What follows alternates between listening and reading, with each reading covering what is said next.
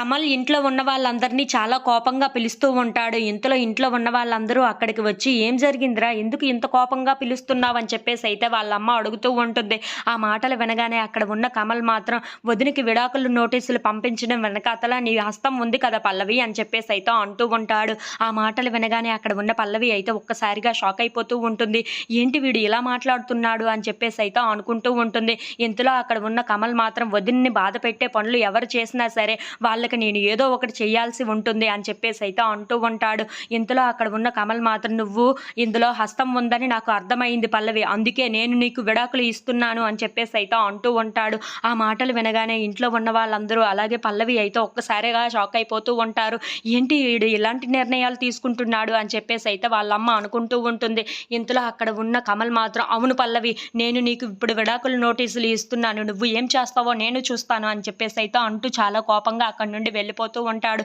ఇంతలో అక్షయ్ అవని దగ్గరికి వెళ్తూ ఉంటాడు. అవని అక్కడ రోడ్డు మీద నడుచుకుంటూ వెళ్ళటం చూసి అక్కడ ఉన్న అవనిని ఆపి మరి, "ఏంటి అవని, ఇంట్లో ఏం జరుగుతుందో నీకు అర్థమవుతుందా" అని చెప్పేసైతే అంటూ ఉంటాడు. ఆ మాటలు వినగానే అక్కడ ఉన్న అవని మాత్రం మౌనంగా అక్షయ్‌ని చూస్తూ ఉండిపోతుంది. ఇంతలో అక్కడ ఉన్న అక్షయ్ మాత్రం, "నేను నీకు విడాకుల నోటీసులు ఇస్తున్నానని చెప్పి అక్కడ కమల్ పల్లవికి ఇస్తున్నాడు. ఆ విషయం నీకు తెలుసా" అని చెప్పేసైతే అంటూ ఉంటాడు. ఆ మాటలు వినగానే అక్కడ ఉన్న అవని అయితే ఒక్కసారిగా షాక్ అయిపోతూ ఉంటుంది. "అదేంటండి అలా జరుగుతుందా" అని చెప్పేసైతే అడుగుతూ ఉంటుంది. ఇంతలో అక్కడ ఉన్న అక్షయ్ మాత్రం, "అవును అవని, విడాకుల నోటీసులు పల్లవి వల్లే నీకు వచ్చాయని తెలుసుకొని అక్కడ ఉన్న కమల్ పల్లవికి ఇస్తున్నాడు. ఇప్పుడు ఏం చెయ్యాలో మాకు అర్థం కావటం లేదు" అని చెప్పేసైతే అంటూ ఉంటాడు. If you like this video please like, share and subscribe.